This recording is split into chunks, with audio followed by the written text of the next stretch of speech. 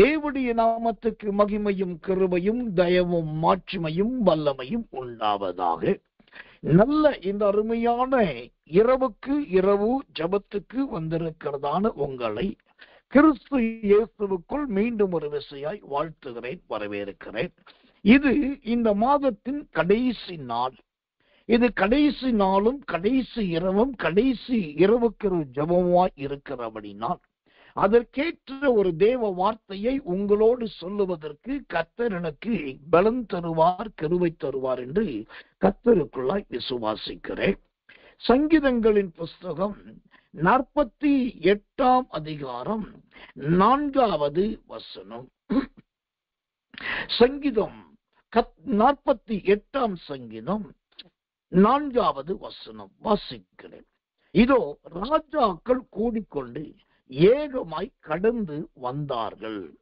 ராஜாக்கள் கூடிக்கொண்டு ஏகமாய் கடந்து வந்தார்கள். இதோ ஆம், இந்த சங்கீதங்களின் புஸ்தகம் 48 அதிகாரம் 4வது வசனத்தை வாசிக்கும் போது மாத கடைசியை குறித்த, மாதத்தின் கடைசி நாளை குறித்த அற்புதமான ஒரு வார்த்தை இந்த வசனத்துல இருக்கிறது.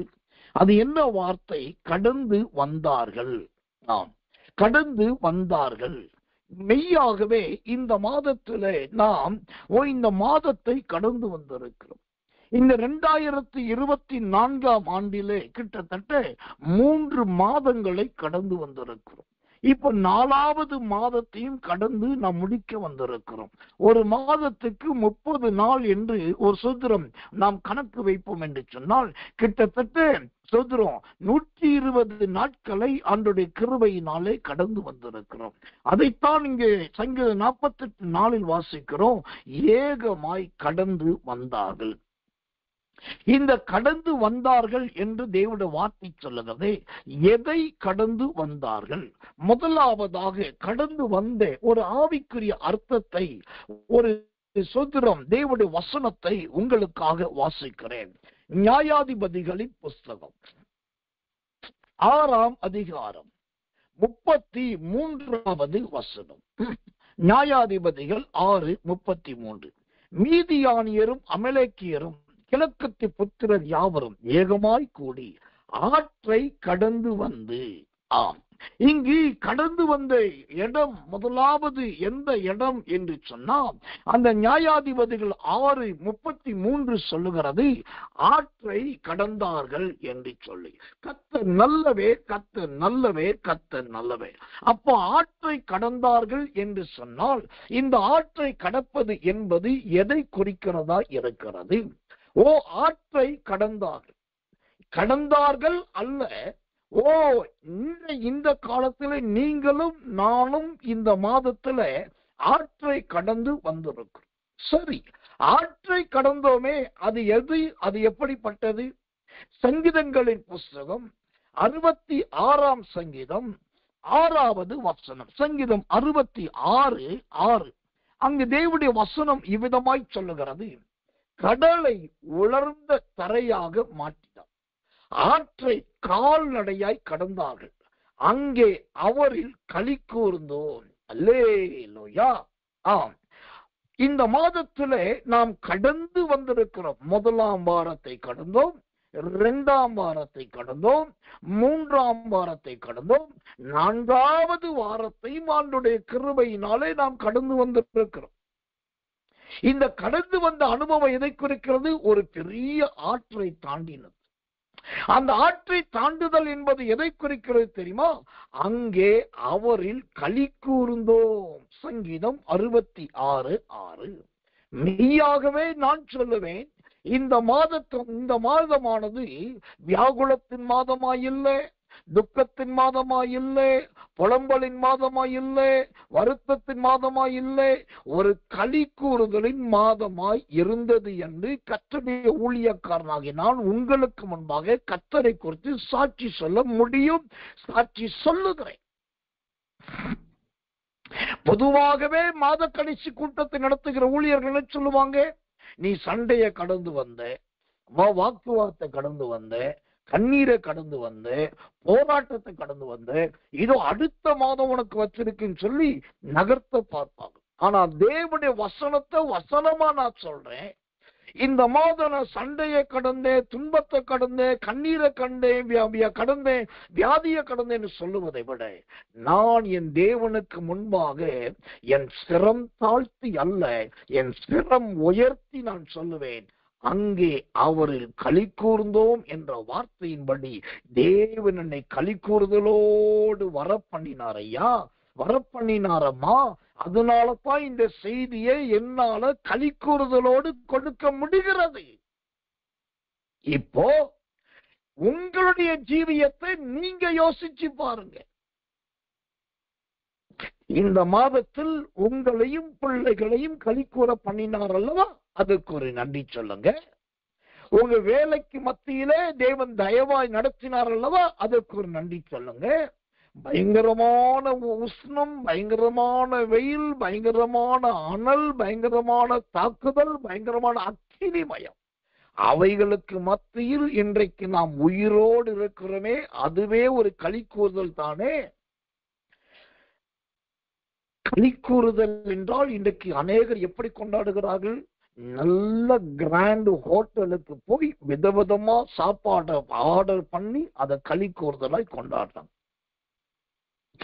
நல்ல பெஸ்டிவலுக்கு, நல்ல பங்கனுக்கு, இல்லாட்டி ப்ரோக்ராம் போட்டு டூர் போய் கொண்டாடுறாங்க. ஆனா ஒரு தேவ மனுஷன், தேவ மனுஷி எங்க களி கூறுவாங்கன்னா, அந்த சங்கீதம் 66:6 சொல்லுகிறது, அங்கே அவரில் களி கூர்ந்தோ. நம்முடைய களி கூறுதல் உலகத்தோடு ஒத்து போனதா இருக்கக்கூடாது, அது கர்த்தரோடு இசைந்ததா இருக்க வேண்டும். ஏன் அவரு களி கூர்ந்தோம் தெரியுமா? அதே வசனம், கால்நடையாய் கடந்தார்கள். நாம் நடந்து வந்துமே நம்ம காலெல்லாம் வீங்கல, நின்னே இருந்துமே நம்ம தொடையெல்லாம் வீங்கல. ஐயோ, உஷ்ணங்கள் தாக்கியுமே நமக்கு ரத்த கொதிப்பு வரல. அப்ப என்ன செய்யணும்? நாம் இந்த மாதத்துல ஆற்றை கடந்திருக்கிறோம். அந்த ஆற்றை கடப்பது என்பது அவருக்குள் களி கூறுதல். இன்னும் சிலரை பார்த்திருக்கேன், நான் சொல்றேன், தப்பா நினைக்க வேண்டாம். என்னதான் சகாயமும், என்னதான் நீதி நியாயமும், எவ்வளவு தயவு தாட்சிணத்தை கர்த்தர் பண்ணினாலும் சிலருக்கு திருப்தியே இருக்காது. இந்த மாசத்துல நான் இப்படி வியாதி ஆயிட்டேன், இந்த மாசத்துல என் பையனுக்கு வியாதி ஆயிடுச்சு, இந்த மாசத்துல எனக்கு இப்படி பிரச்சனை வந்துருச்சு, இந்த மாசத்துல ஐயோ சமாதானமே இல்லை. நான் சொல்றேன், நீங்க சமாதானம் இல்லை, விடுதலை இல்லை, ஆரோக்கியம் இல்லை, ஆஸ்பத்திரி, கோர்ட்டு, போலீஸ் செலவிடுறீங்க. அதெல்லாம் வந்தது உண்மைதான். இப்படிலாம் வந்தாலும் இன்னைக்கு உயிரோட தானே இருக்கீங்க. எனக்கு ஒண்ணுமே இல்லைன்னு சொல்றது உங்க வாய் தானே. அந்த சொல்றதுக்கு ஒரு வாயை கர்த்தர் கொடுத்திருக்காருல, அதுவே களி கூறுதல் தானே. அந்த களி கூறுதலுக்காக தேவனுக்கு நன்றி சொல்லக்கூடாதா? கர்த்தர் நல்லவே. அதனால தான் சங்கீதம் 48:4 வாசிக்கிறோம், ஏகமாய் கடந்து வந்தார்கள். நாம் இந்த மாதத்துல ஏகமாய் கடந்து வந்திருக்கிறோம். அதுல முதலாவது ஆற்றை கடந்து வந்திருக்கிறோம். அந்த ஆறு என்பது தேவனுக்குள் களி கூறுதல். இரண்டாவதாக கர்த்தர் நல்லவே. நாம் எதை கடந்து வந்தோம்? கடந்து வந்த இடம் எது? 2 சாமுவேலின் புஸ்தகம் 19ஆம் அதிகாரம் 40வது வசனம். 2 சாமுவேல் 19ஆம் அதிகாரம் 40வது வசனத்தை வாசிக்கிறேன், ஜெபத்தோடு கவனிங்கள். ராஜா கடந்து கில்கால் மட்டும் போனான். கிம்காம் அவனோடு கூட கடந்து வந்தான். யூதா ஜனம் அனைத்தும், இஸ்ரவேலின் பாதி ஜனமும் ராஜாவை இக்கரை படுத்தி வந்த பின்பு. ஆம், இந்த 2 சாமுவேல் 19ஆம் அதிகாரம் 40வது வசனத்தை வாசிக்கும் போது, இந்த மாதத்தில் 2ஆவதாக நாம் எதை கடந்தோம் என்று சொன்னா, அங்க வந்த வசனம் சொல்வது கில்காலை கடந்தோம் என்று சொல்லி. கர்த்தர் நல்லவர், கர்த்தர் நல்லவர், கர்த்தர் நல்லவர். கில்காலை நாம் கடந்து வந்தோம். அப்போ இந்த கில்கால் என்றால் என்ன? இந்த கில்கால் என்பது எதை குறிக்கிறதா இருக்கிறது? யோசுவாவின் புஸ்தகம் 5ஆம் அதிகாரம் 8வது வசனம். யோசுவா 5:8. கர்த்தர் யோசுவாவை நோக்கி, இன்று எகிப்தின் நிந்தையை உங்கள் மேல் இராதபடிக்கு புரட்டி போட்டேன் என்றார். அதனால் அந்த ஸ்தலம் இந்நாள் வரைக்கும் கில்கால் எண்ணப்படுகிறது. கர்த்தர் நல்லவே. எனக்கன்பான சகோதரி, எனக்கன்பான ஊழியக்காரரே, இந்த மாதத்திலே நீங்க கடந்து வந்துட்டீங்க, தப்பிச்சு வந்துட்டீங்க, மீண்டு வந்துட்டீங்க, தாவி குதிச்சு வந்துட்டீங்க, ஏறி இறங்கி வந்துட்டீங்க, எப்படியோ வந்துட்டீங்க. ஆனா நீங்க வந்துட்டது என்னமோ உண்மைதான். வர்ற வழியில எந்த வழியில வந்தீங்க தெரியுமா? கில்கால் வழியா வந்தீங்க. அதை நீங்க மறந்துடக்கூடாது. இந்த கில்கால் என்பது எதை குறிக்கிறது தெரியுமா? நிந்தையை குறிக்கிறது. நிந்தை என்றால் என்ன? காரணமில்லாமல் வருகிறதான பழிச்சல், அவசியமில்லாமல் வருகிறதான அவச்சல். இந்த கில்கால் என்று சொன்னால் சிறையிருப்பு என்று வேதம் விளக்கம் கொடுக்கிறது. அப்போ இந்த மாதத்திலே நாம் ஏதோ சில காரியத்துல சிறையிருப்பு இருந்திருக்கும். மைண்ட்ல ஃப்ரீனஸ் கிடையாது, தாட்ல ஃப்ரீனஸ் கிடையாது, ஹார்ட்ல ஃப்ரீனஸ் கிடையாது, ஸ்பிரிட்ல ஃப்ரீனஸ் கிடையாது. ஒரே இரிட்டேட்டிவா இருந்திருக்கு, ரொம்ப ஒரு மாதிரி பாரமா இருந்திருக்குது. ஏனென்றால் ஆமோஸ் புஸ்தகம் 5ஆம் அதிகாரம் 5ஆம் வசனம், ஆமோஸ் 5:5 சொல்லுகிறது, ஏனென்றால் கில்கால் சிறையிருப்பாகவும் என்று பார்க்கிறோம். கில்கால் என்றாலே சிறையிருப்பு. அப்போ நீங்க ஏதோ காரியத்துல இரிட்டேட்டிவா இருந்திருக்கீங்க, ஒரே டிப்ரெஷன்ல இருந்திருக்கிறீங்க. ரொம்ப உங்களை யாரோ டிஸ்கரேஜ் பண்ணி இருக்கிறாங்க, உங்களை ரொம்ப ஹர்ட் பண்ணியிருந்திருக்காங்க. அந்த நிலைமையில தான் நிந்தையிலே நிறைந்திருக்கீங்க. அந்த நிந்தையில் நிறைந்து சிறையிருப்பில் இருப்பதை போல இருந்த உங்களை தான் யோசுவா 5ஆம் அதிகாரம் 9ஆம் வசனத்தின்படி அந்த கில்கால் என்கிற நிந்தனையே, கில்கால் என்கிற சிறையிருப்ப ஆண்டவர் அப்படியே புரட்டி போட்டார். அந்த வசனம் சொல்லுது பாருங்க, உங்கள் மேல், அதாவது நிந்தையை உங்கள் மேல் இராதபடிக்கு புரட்டி போட்டேன். புரட்டி போடுதல்ல என்னங்க? புரட்டி போடுதல்ல எதை குறிக்குது? அதுக்கு எழுத்தின்படியான அல்லது வாழ்க்கையின்படியான அர்த்தத்தை சொல்லணும்னா, சண்டையில ஒருத்தன் கீழே தள்ளுறதா புரட்டி போடுது. ஆனா இந்த புரட்டி போடுதலுக்கு இன்னொரு சொல்கிறோம் விளக்கம் இருக்கு. என்ன விளக்கம் தெரியுமா?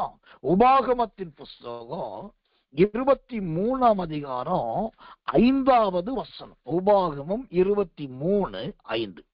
உன் தேவனாகிய கர்த்தர் பிழையாமுக்கு செவி கொடுக்க சித்தம் இல்லாமல் உன் தேவனாகிய கர்த்தர் உன்மேல் அன்பு கூர்ந்தபடினால் உன் தேவனாகிய கர்த்தர் அந்த சாபத்தை உனக்கு ஆசீர்வாதமாய் மாற பண்ணினார். அல்லேலூயா.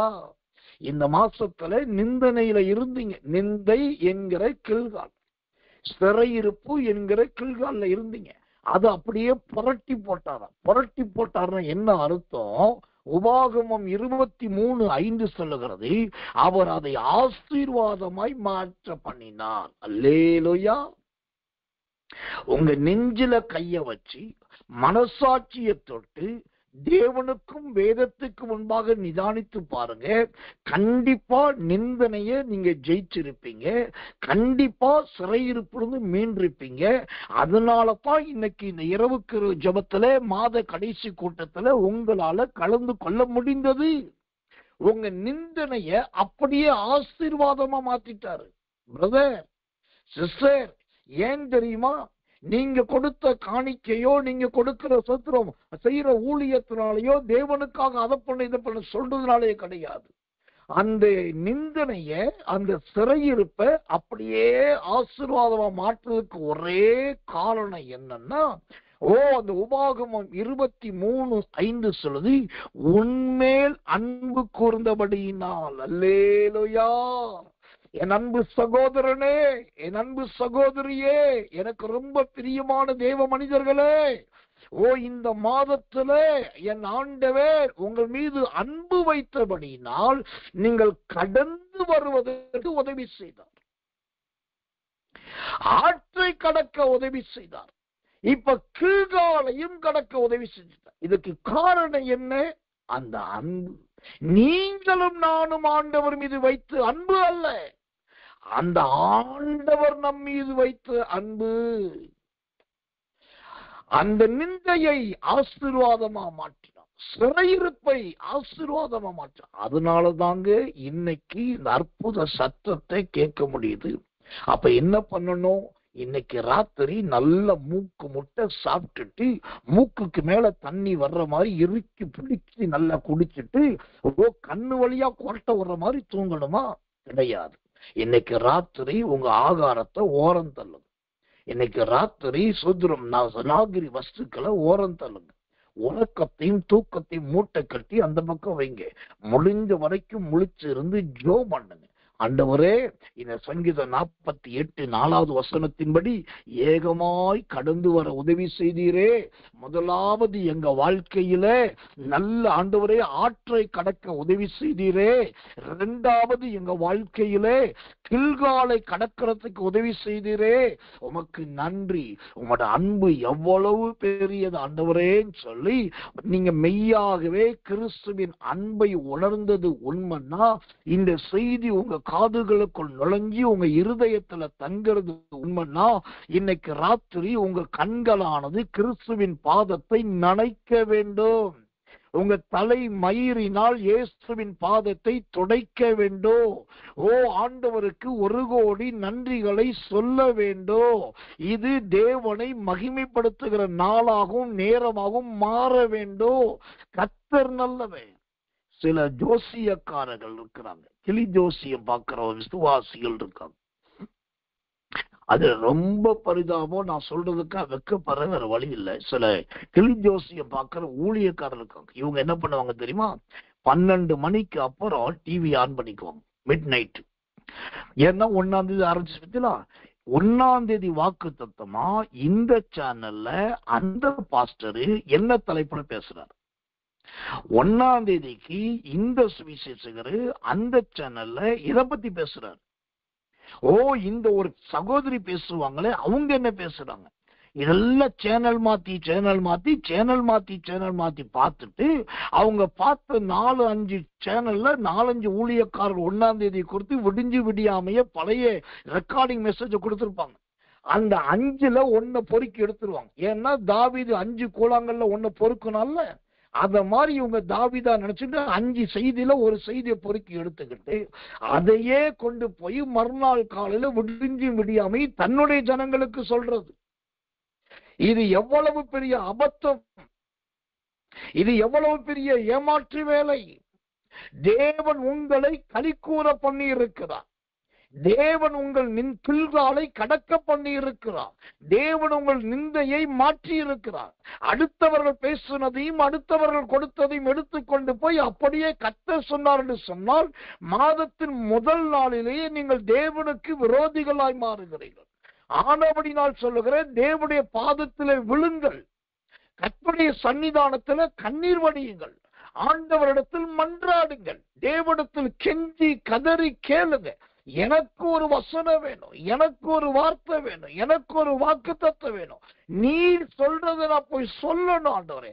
ஏன்னா ஏப்ரல் மாதத்துல ஏன் நிந்தையை நீர்தான் மாற்றினீர், என் சிறையிருப்பை நீர்தான் மாற்றினீர், என் கில்காலை நீர்தான் மாற்றினீர், ஆற்ற கடந்து வந்த போது களிக்கூற பண்ணினீர். இதெல்லாம் செய்தது நீர்தானே.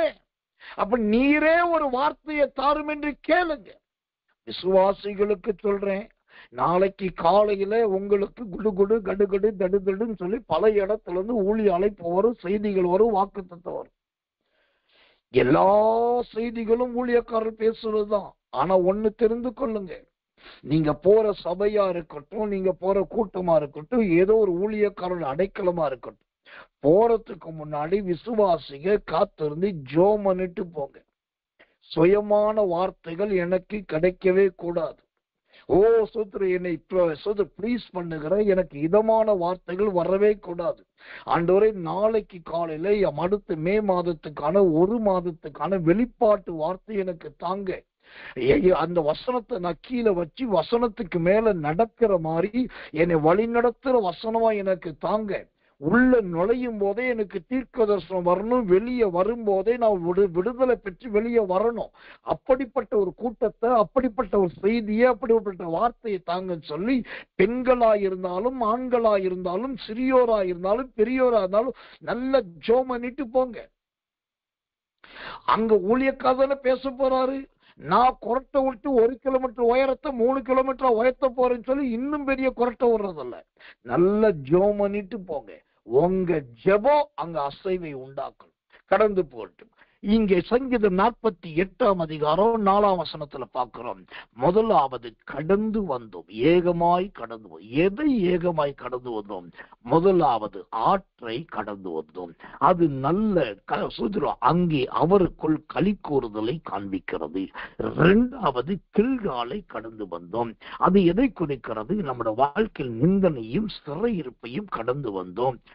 அதனால இன்னைக்கு கிறிஸ்து நம்மில் அன்பு கூர்ந்திருக்கிறார். அந்த கில்காலை அப்படியே ஆசீர்வாதமாய் மாற்றி போட்டார். தேவனுக்கு மகிமையும் கிருபையும் தயவும் உண்டாவதாக.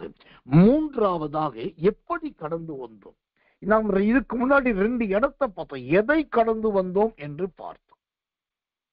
இப்ப 3வதா எப்படி கடந்து வந்தோம்?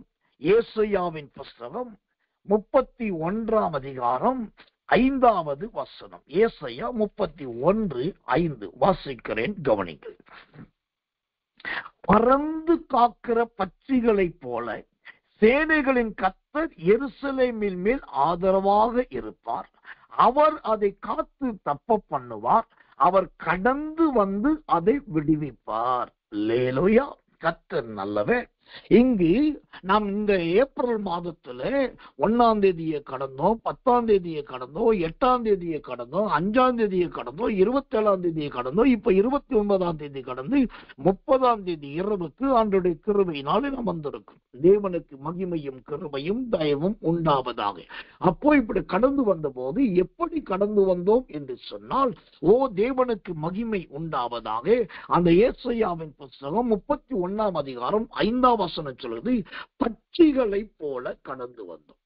கர்த்தருடைய நாமத்துக்கு மகிமை உண்டாவதாக. பட்சிகளை போல. அப்போ இந்த பட்சிகளை போல என்று சொன்னால், கர்த்தர் நல்லவே, கர்த்தர் நல்லவர். அது எதை குறிக்கிறதா இருக்கிறது? பட்சிகளை போல என்பது எதை விவரிக்கிறதா இருக்கிறது? வேதத்திலிருந்து ஒரு வசனத்தை உங்களுக்காக வாசிக்கிறேன், ஜெபத்தோடு கூட கவனிங்கள். தேவனுக்கு மகிமையும் தயவும் கிருபையும் உண்டாவதாக. எசேக்கியேல் தீர்க்கதரிசன புஸ்தகம். கர்த்தருடைய நாமத்துக்கு மன்னிக்கணும். மத்தேயு சுவிசேஷம் 6ஆம் அதிகாரம் 26வது வசனம். மத்தேயு 6:26. ஆகாயத்து பட்சிகளை கவனித்து பாருங்கள். அவைகள் விதைக்கிறதும் இல்லை, அறுக்கிறதும் இல்லை, களஞ்சியங்கள் சேர்த்து வைக்கிறதும் இல்லை. அவைகளையும் உங்கள் பரமபிதா பிழைப்பூட்டுகிறார். அவைகளை பார்க்கலும் நீங்கள் விசேஷித்தவர்கள் அல்லவா? ஆமென். இந்த மாதத்திலே நாம் கடந்து வந்தோம். எப்படி? ஏகமாய் கடந்து வந்தோம். அந்த கடந்து வரும்போது ஒரு ஆறு இருந்துச்சு, அதை கடந்தாச்சு. 2வது கில்கால் இருந்துச்சு, அதை கடந்தாச்சு. இப்ப இதை கடக்கிறதுக்கு நமக்கு ஒரு மெத்தோட ஆண்டவர் சொல்லி கொடுத்தார். என்ன மெத்தோடுன்னா, பட்சிகளை போல, அதாவது குட்டி குட்டி குட்டி குட்டி குட்டி குட்டி சின்ன சின்ன சின்ன பறவைகளை போல, பறவையை போல கடந்து வர்றது. அப்போ இந்த மாதத்திலே ஒரு பட்சிகளை போல பறவையை போல கடந்து வந்தோமே. அந்த கடந்து வந்த பட்சிகளை போல் என்றால் என்ன அர்த்தம் தெரியுமா? மத்தேயு 6:26 ரொம்ப அழகா சொல்லுது, உங்கள் பரமபிதா பிழைப்பூட்டுகிறார். கர்த்தர் நல்லவே. இந்த மாதத்திலே ஆண்டவரே நம்மை பிழைப்பூட்டி இருக்கிறார். தண்ணி வேணுன்ற நேரத்துல தண்ணியை கொடுத்து, சோறு வேணுன்ற நேரத்துல சோறு கொடுத்து, பலன் வேணுன்ற நேரத்துல பலன் கொடுத்து, சத்துணவு வேணுன்ற நேரத்துல சத்துணவு கொடுத்து, ஆரோக்கியம் வேணுன்ற நேரத்துல ஆரோக்கியத்தை கொடுத்து, காத்து காத்து வேணுன்ற நேரத்துல காற்று கொடுத்து, உஷ்ணம் வேணுன்ற நேரத்துல உஷ்ணத்தை கொடுத்து, நிலவின் வெளிச்சம் வேணுன்றப்போ நிலவின் வெளிச்சத்தை கொடுத்து, இப்படி ஆண்டவர் இந்த மாதத்துல நம்மை பட்சிகளை போல தாவி தாவி பறந்து பறந்து கடந்து வர பண்ணி இருக்கிறார். அல்லேலூயா. பட்சிகளை போல. இந்த பட்சிகளை போல் என்றால் என்ன? அவைகளை பரமபிதா பிழை போட்டுகிறார். அப்ப என்ன அர்த்தம் தெரியுமா? இந்த மாசத்துல நீங்க வேலைக்கு போனது உண்மை, நீங்க தவறாம உழைச்சது உண்மை, நிறைய வண்டி ஓட்டுனது உண்மை, அப்புறம் சமையல் பண்ணது உண்மை, வீட்டு வேலைகளை பார்த்தது உண்மை, கஷ்டப்பட்டது உண்மை. இது எதுவுமே இல்லை என்று சொல்லல, மறுக்க முடியாது. இது மனிதனுக்கு தேவையானது செய்யணும். ஆனா நான் சொல்றேன், நீங்க இது எல்லாமே பண்ணினாலும் உங்களுக்குள் ஒரு ஆத்துமா இருந்தது பாருங்க, உங்களுக்குள் ஒரு ஆவி இருக்குது பாருங்க. அந்த ஆவியையும் ஆத்துமாவையும் பிழைக்க பண்ணினது யாருன்னா அந்த பரமபிதா. அல்லேலூயா. நீங்க வேலை பார்த்தது சரீரத்தை வச்சு, ஓடினது சரீரத்தை வச்சு, வீட்டு வேலையை பார்த்தது சரீரத்தை வச்சு, சம்பாதிச்சது சரீரத்தை வச்சு, இதெல்லாம் உங்க உடம்ப வச்சு நீங்க செஞ்சுட்டீங்க, முடிச்சுட்டீங்க. ஆனா உங்க ஆவிய வச்சு நீங்க என்ன பண்ணீங்க? நான் சரீரம், நான் உடம்பு, நான் வீட்டுல படுத்துவேன், ஆவி நீ போ அப்படின்னாக்கா இட்லி ஆவி கூட போகாது, அது கூட அங்கேயே சுத்தி அப்படின்னு. அப்ப அந்த ஆவியை பழைப்பூட்டினது பரமபிதா.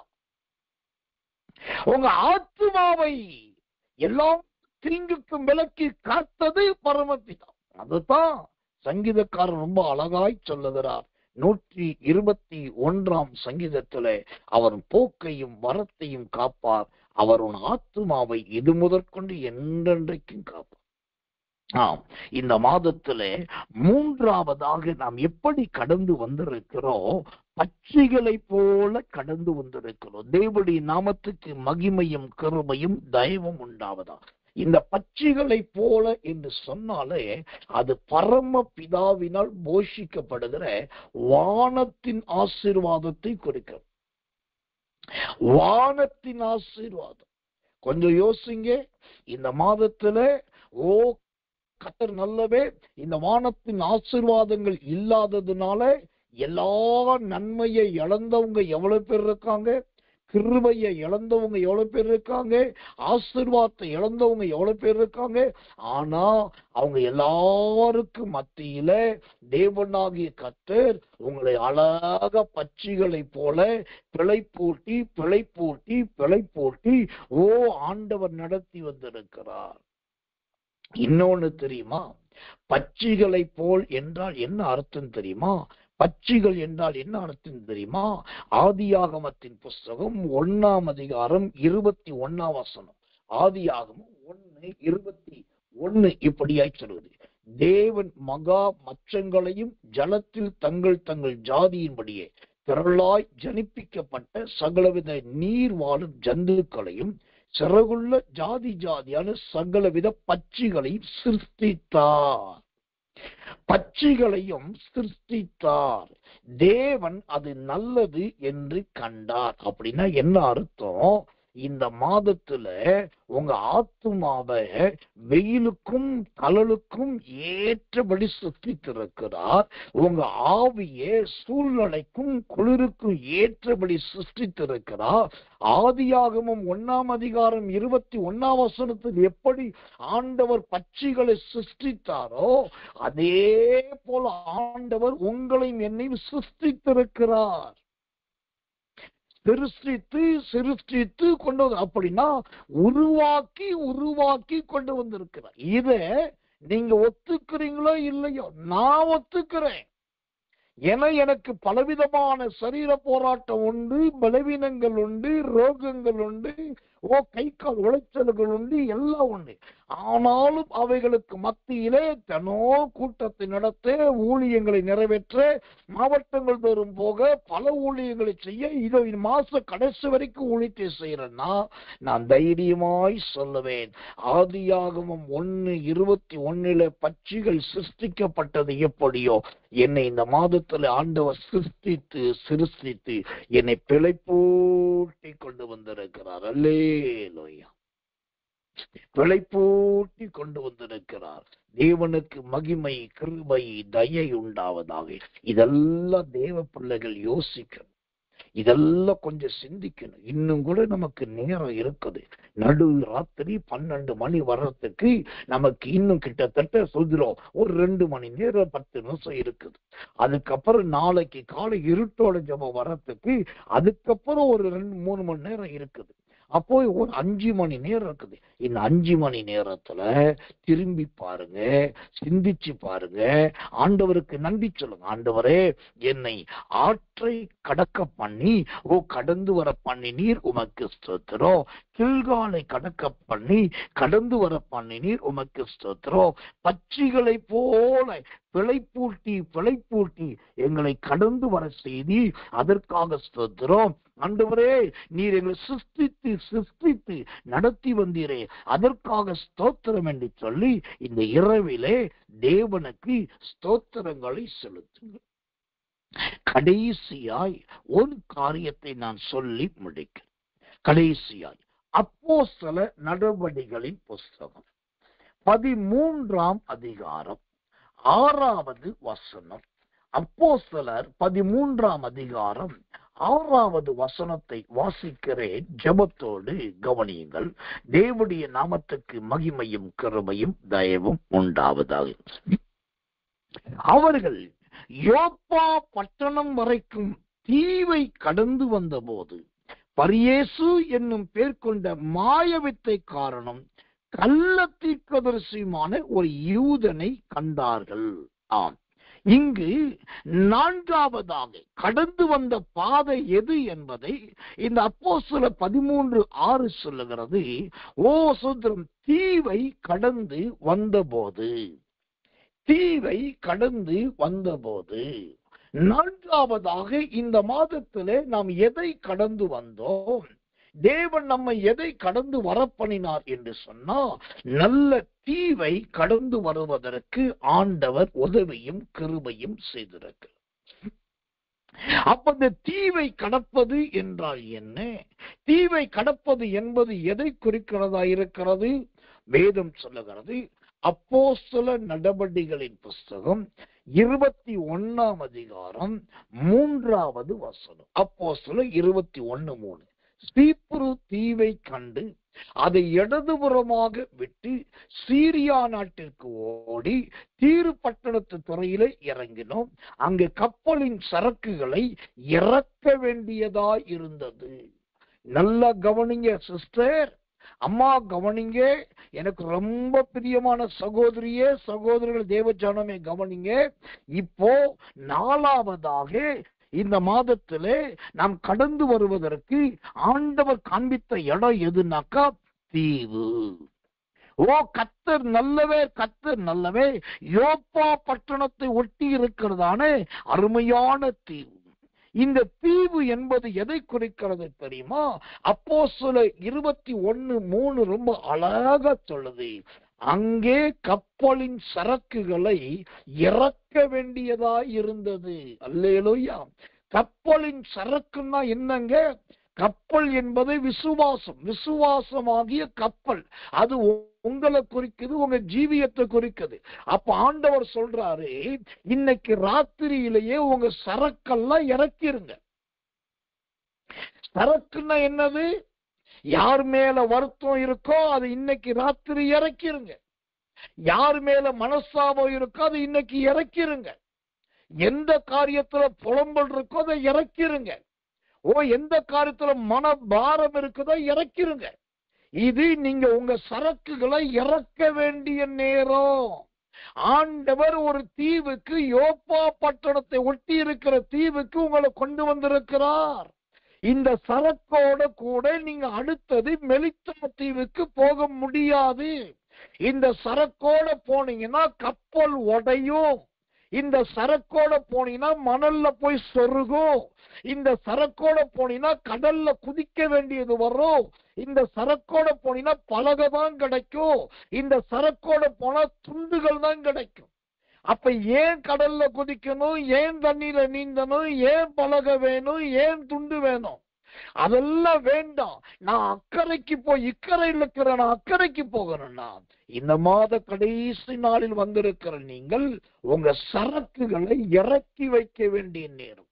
கவலை, பாரம், புலம்பல், தவிப்பு, ஆண்டவர் மேலேயே குற்றச்சாட்டு, ஆண்டவர் மேலேயே பழி சுமத்துதல், ஏன் ஜெபத்தை கேட்கல, இந்த மாசம் வாக்குத்தத்தம் நிறைவேறல, இன்னைக்கும் தீர்க்கதரிசனம் நிறைவேறல, இன்னும் வசனம் சம்பவிக்கல, ஆண்டவர் மேலேயே குற்றச்சாட்டு. நான் சொல்றேன், அது குற்றச்சாட்டா இருக்கட்டும், பழியா இருக்கட்டும், பாரமா இருக்கட்டும், வருத்தமா இருக்கட்டும், துயரமா இருக்கட்டும், மனக்கசப்பா இருக்கட்டும், எரிச்சலா இருக்கட்டும், பகையா இருக்கட்டும், துரோகமா இருக்கட்டும், எதுவா இருந்தாலும் உங்க சரக்குகளை தயவு செய்து சுமந்துட்டு போக விரும்பாதீங்க.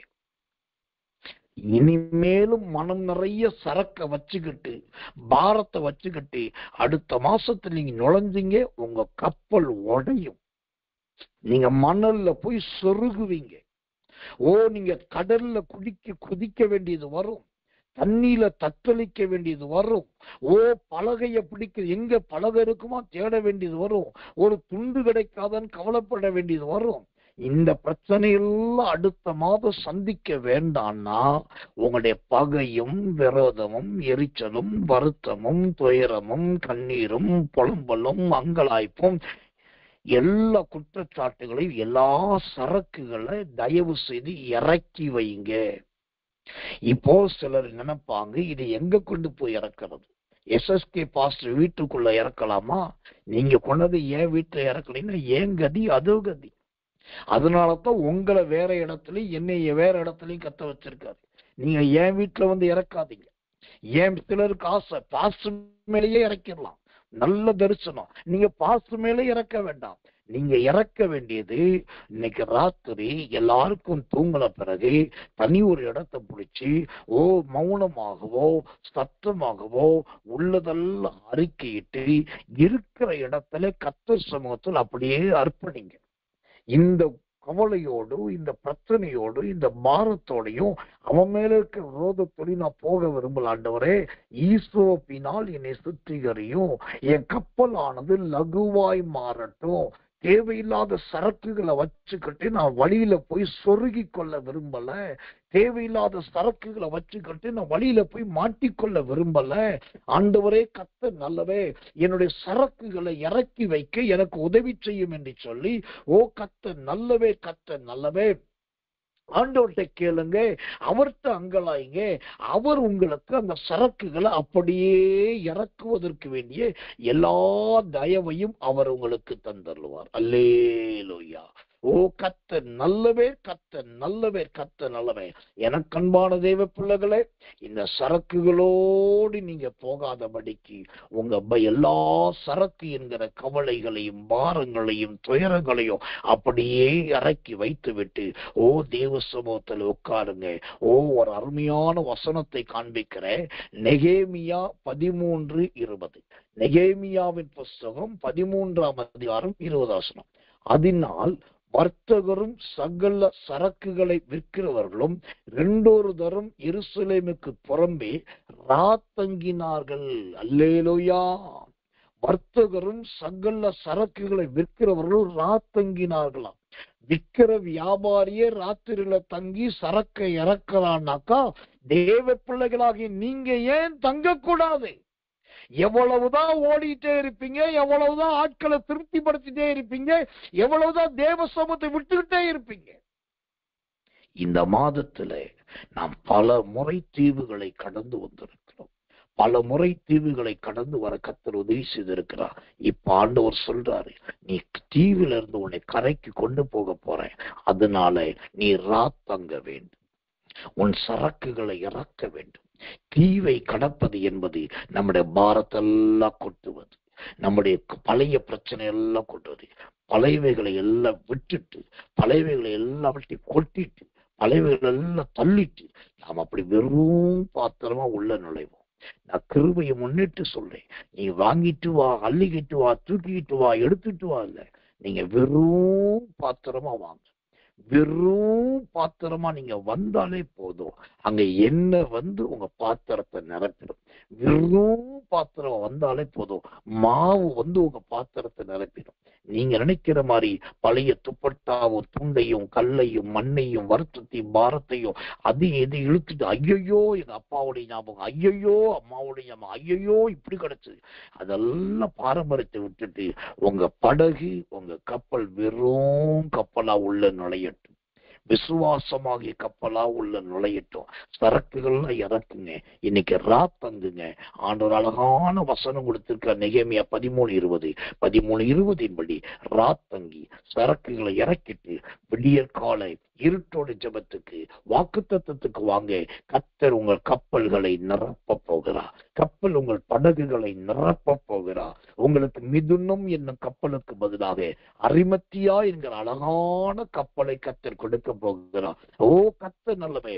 யோசபாத்தின் கப்பல்கள் சோதர வழியிலே உடைந்தது, சாலமோனின் கப்பல்கள் வழியிலே உடைந்தது. ஆனால் தேவன் போன படகோ ஒரு இடத்திலும் உடையல். அங்கே ஏன்னாக்கா அதுதான் இயேசு இருக்கிறது. சாலமோனும் யோசபாத்தும் கப்பல்களை நம்பினார்கள். ஆனா இயேசுவுக்கு கப்பல் கூட கிடைக்கல, படகுதான் கிடைச்சது. ஒரு படகும் உடையல. அந்த உடையாமல் காக்கிற அந்த இயேசு உங்களை நடத்துவாராக. கடைசியை சொல்லி முடிக்கிறேன்.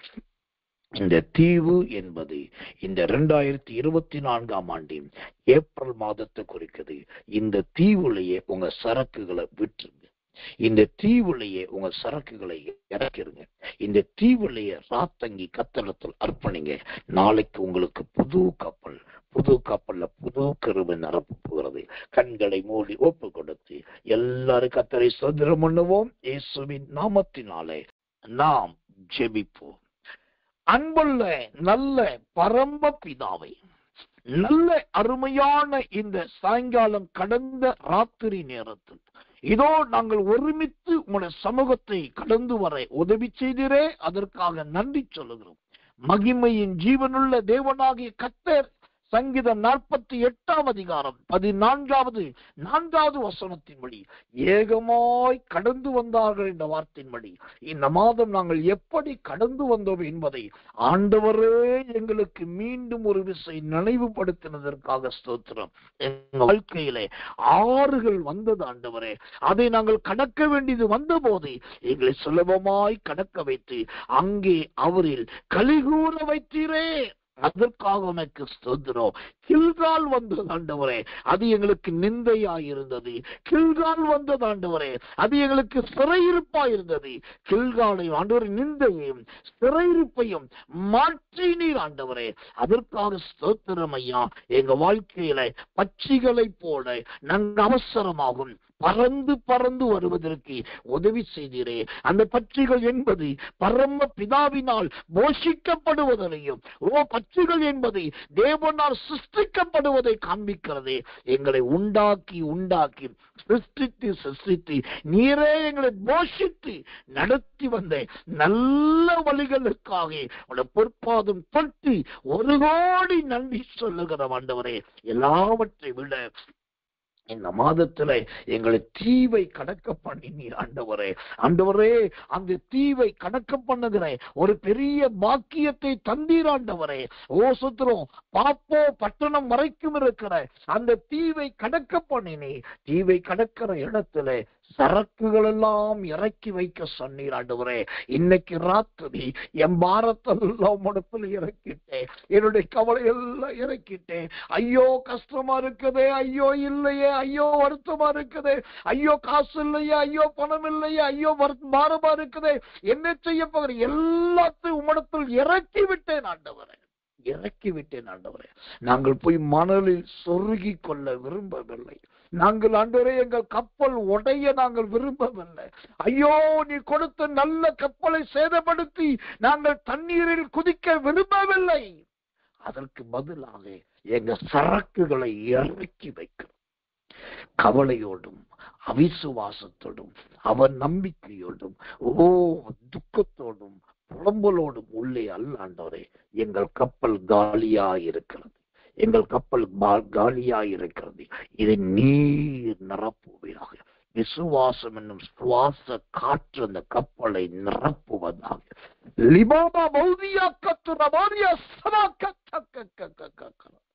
இன்றைக்கு ஜெபத்துக்கு வந்தவுடைய பிள்ளைகள் ஒவ்வொருவரும் ராத்திரியை கர்த்தருக்கு கொடுக்கட்டும், தேவனுக்கு கொடுக்கட்டும், வேதத்துக்கு கொடுக்கட்டும், ஆண்டவருக்கு கொடுக்கட்டும். டிவி, தொலைக்காட்சி, மொபைலும் லேப்டாப்புக்கு முன்னாடி உட்கார்ந்து ஆண்டவரே காலத்தை கடத்துகிறவர்களை கர்த்தர் சந்திப்பீராக. நாளை காலையில நீர் எங்களை நிரப்ப போகிறீர், நீர் எங்களை அபிஷேகிக்க போகிறீர். அந்த நல்ல அபிஷேகத்துக்காக ஸ்தோத்திரம். ஆயத்தப்படுத்தும், தாழ்த்தி ஒப்புவிக்கிறோம். ஒருவேளை இந்த மாத கடைசி நாள் இந்த ராத்திரியில வருகை இருக்குமானால் எங்களை சுத்திகரித்து எடுத்துக்கொள்ளும் ஆண்டவரே. நாங்கள் கைவிடப்பட்டு விடக்கூடாது ஆண்டவரே, நாங்கள் கைவிடப்படக்கூடாது. எங்களை சுத்திகரித்து எடுத்துக்கொள்ளும். உங்களோட வருகை தாமதிக்குமானால் நாளைக்கு 5வது மாதம் முதல் வாரம் முதல் தேதி முதல் காலையில ஆண்டவரே சோதரோ, அது காலையிலே கிருபைகளை பெற்றுக்கொள்ள உதவி செய்யும். சோம்பேறித்தனங்கள்லாம் மாற்றும். குளித்து முழித்து எழுந்து வந்து தேவனை மகிமைப்படுத்த உதவி செய்யும். தாழ்த்தி ஒப்புவிக்கிறோம். இயேசுவின் ரத்தம் செய்யும். இயேசுவின் நாமத்தில் ஜெபிக்கிறோம். ஜெபம் கேளு ஜீவனுள்ள நல்ல பிதாவே. ஆமென், ஆமென், ஆமென்.